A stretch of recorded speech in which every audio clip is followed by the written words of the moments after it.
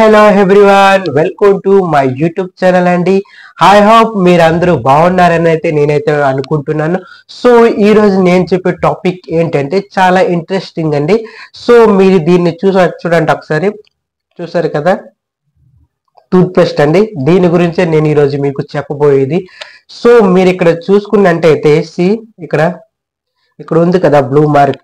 దీన్ని మీరు చూసుకున్నట్టయితే ఇలా మార్క్స్ ఉంటాయి కదా టూత్ పేస్ట్ పైన. దీని అర్థం ఏంటో మీకు తెలుసా? నేను ఈరోజు మీకు చెప్పబోతున్నాను.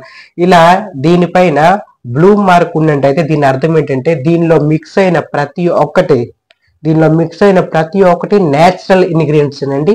ఒకవేళ దీనిపైన గనక ఇక్కడ గనక మీకు బ్లూ మార్క్ కనిపిస్తే దీని అర్థం ఏంటంటే దీనిలో నేచురల్ మరియు మెడిసిన్ అయితే దీనిలో యూజ్ చేస్తూ ఉంటారండి.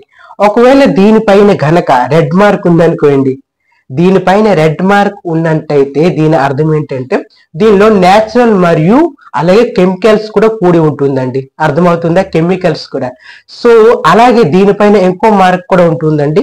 దీనిపైన బ్లాక్ మార్క్ అనేది అయితే ఉంటుందండి. ఒకవేళ దీనిపైన బ్లాక్ మార్క్ ఉన్నట్టయితే దీనిలో ఒక్కటి కూడా నేచురల్ ఉండదు మరియు మెడిసిన్స్ కూడా ఉండదు, ఓన్లీ కెమికల్సే ఉంటుందండి ఒకవేళ బ్లాక్ మార్క్ ఉంటే.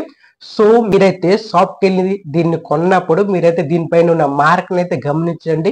మీరు ఏ మార్క్ ఉన్న టూత్ పేస్ట్ అయితే కొంటున్నారండి. మీ ఆరోగ్యం మీ చేతుల్లోనే ఉంది. సో ఇలాంటి మరిన్ని వీడియోస్ కోసం మన ఛానల్ అయితే సబ్స్క్రైబ్ చేయండి, షేర్ చేయండి, లైక్ చేయండి. So bye.